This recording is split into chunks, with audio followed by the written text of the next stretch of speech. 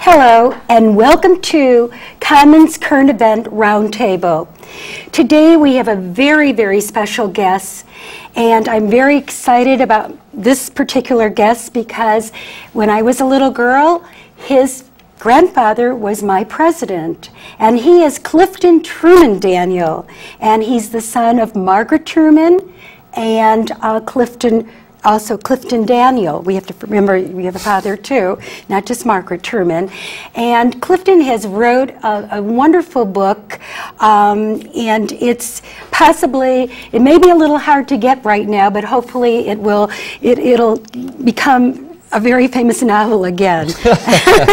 And it's called Memories of Harry Truman, Growing Up with My Grandfather. And it details the almost impossible expectations placed on members of a first family and how a grandson had to work to climb out of Harry Truman's very considerable shadow. That's a mouthful, isn't that? One of the reasons, that I asked you to be on the show, besides seeing you one day, and I enjoyed listening to you during a talk that you gave for the Women's Club, but it was something that I've always wondered myself, what happens to the children of famous presidents and their grandchildren? You hear about it all the time, like what's happening to Roosevelt's children, what happened to Carter's child, what happens to Clinton's, the Bush twins, what happens to them? We never hear, once the family is out of office, you don't hear about them again, and you wonder what happens to them in life. And I think that's where we're going to take you down the road.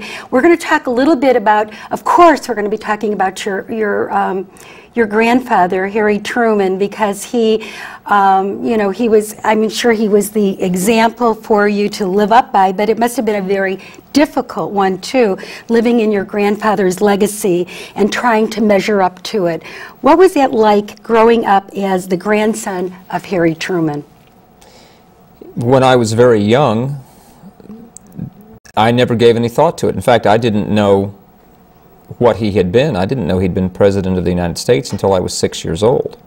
Now, why didn't your parents tell you your grandfather? Maybe they just forgot. No, they. I like that one.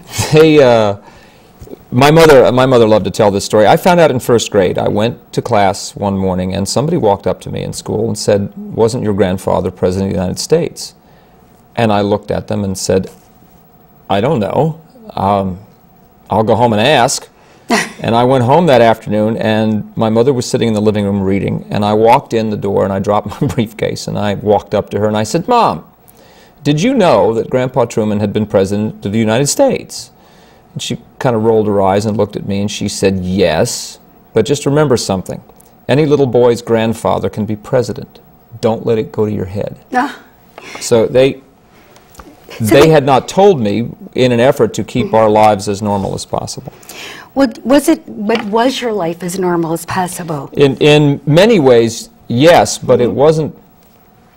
It was kind of like secondhand smoke. My grandfather was retired, and he lived quietly out in Independence. He, still was interested in politics and was still in public life, but less so as he got older.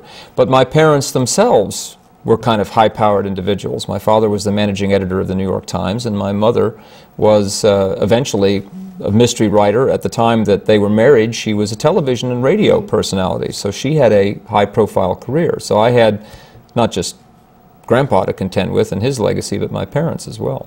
I read in your book, it said that you didn't find out that your father became bureau chief of the, what was it, the New York Times. Washington bureau chief, right. Washington bureau chief of the New York Times. You read about it, was in the paper, and you heard it on the news. Well, that's how it happens. What was that about? Didn't your parents didn't confide in some of their what they came from a generation where my father and mother always used to say, when you'd find out about something like that, and I'd go to my parents and say, "Why don't you tell me we were moving to Washington, D.C.?" First thing out of their mouth was, "Well, we didn't want to worry you," or, "It's okay, we've got it taken care of." Children were seen and not heard. They didn't mean it meanly. Right. They did their thing, and the kids were expected to follow along. So I did read about it in the newspaper and hear it on television before, and you know, friends were sitting next to me and go, "Oh, really? You're moving to Washington?" Yeah, apparently. There was a time I remember that your parents went to Greece. Did they go to Greece and forgot to tell your brother? Was it William? He was a little put out. Yeah, they went to Greece and they took you to Greece, and they didn't, and that was something that they forgot to tell him. Right. They took me, which was smart because I was 19 years old. I was just out of my freshman year in college, and if they'd left me alone to my own devices, it could have been a disaster. So they very intelligently took me to Greece with them, but forgot to tell my younger brother, and he found out when he called up looking for money, which really kind of annoyed him. They weren't around.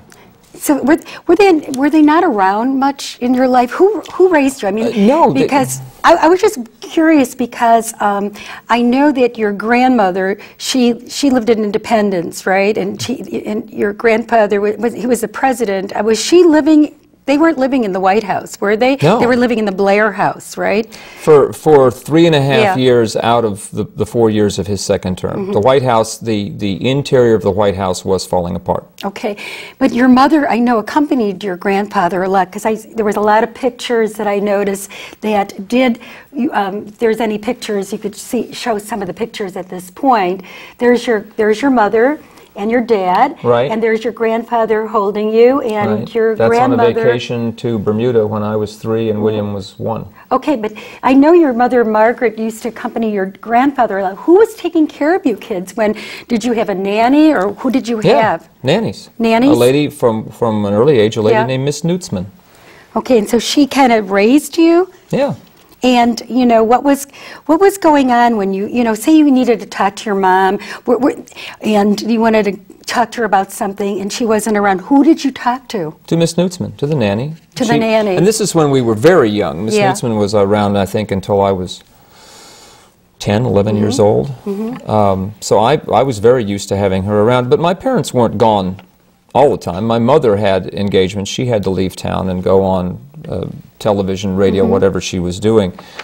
Dad, of course, from 1963 until 1969, worked almost exclusively in New York. He was the managing editor, so he was back and forth between our apartment and the Times building.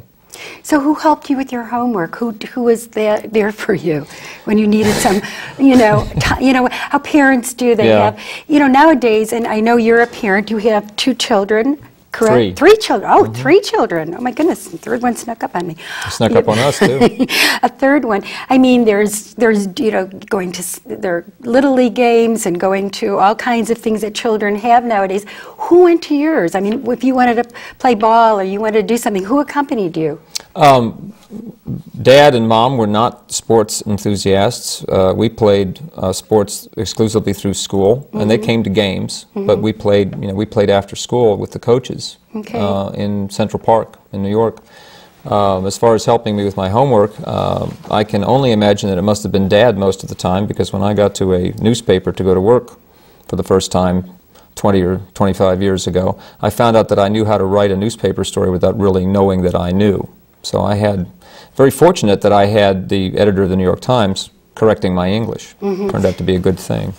Did you feel like you were able to do things by yourself? Because you mentioned in the book that your parents were always telling you what to do, you know, when to tie your shoes, when to, you know, they corrected your homework. When they did correct your homework, it was corrected very, very thoroughly. Yes, so you had to live up to their expectations. Was that what it was about? Yeah, their standards, their